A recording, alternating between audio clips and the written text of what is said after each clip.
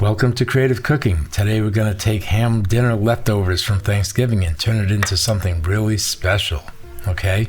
And we only need a couple of fresh ingredients, and that would be just some carrots that I've sliced and an onion. Pretty much everything else is leftovers.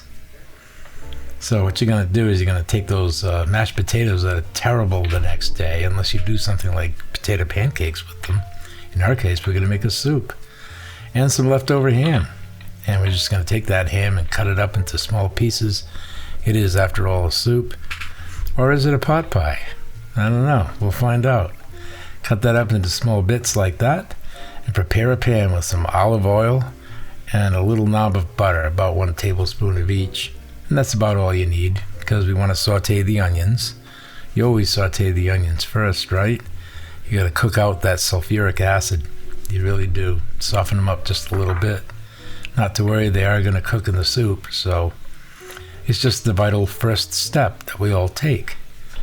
I'm going to put in some carrots, and I used whatever I had in the refrigerator. Once again, there were carrots that were never used for something else, so I said, well, let's put it in the soup, see how it turns out.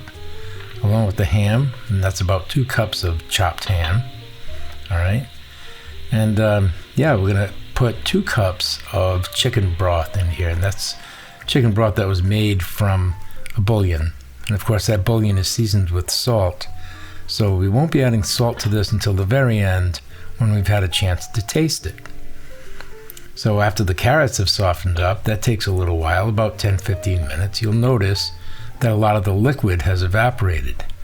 Well, that's all concentrated flavor in there, so all you have to do is add some water to bring it back to what it was before you started cooking the carrots.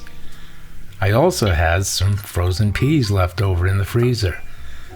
Why not? Might as well throw them in, right?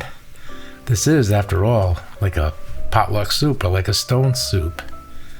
But as I made this, I realized, hey, this is starting to look more and more like a pot pie, right? So a little more on that later, but we're going to pretend that for now we're just making the soup as a soup.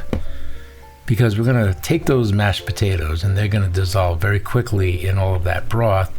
It's going to soften it up. It's going to add body and that nice creamy potato flavor. And there's really no need to cook it, since everything is already cooked at this point.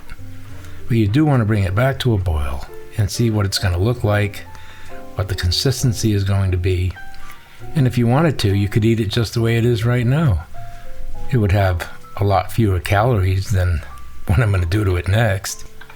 But for now, we're just going to cover it back up and bring it back to a simmer and make sure that everything is well combined in that pot. And look at that. Yeah, it looks pretty good. However, that's not the intent of this recipe. We're going to make it a little bit richer by adding some heavy cream. This was also leftover cream from a previous recipe that I made. So I figured I'd use it all up. Maybe not all of it. Yeah, I did use all of it. And you could also do this with half and half, or light cream, or even milk. It doesn't have to be heavy cream, but I like the richness that the heavy cream gives to the soup. And of course, we're going to adjust for seasoning, and I never did put any black pepper in here, so here we go. Give it a mix and see how it looks. Now, it wasn't quite thick enough for me, so I'm going to extend this a little bit with some potato flakes, and those are instant mashed potato flakes. And you just stir them in a little bit at a time.